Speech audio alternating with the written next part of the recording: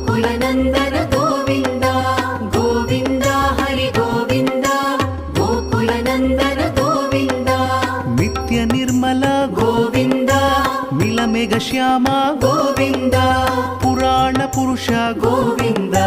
पुण्डरीकाक्ष गोविन्द गोविन्द हरि गोविन्द गोकुलनन्दन गोविन्द गोविन्द हरि गोविन्द गोकुलनन्दन गोविन्द नन्दनन्दन गोविन्द नवनीत चोर गोविन्द पशुपालक श्री गोविन्द पाप विमोचन गोविन्द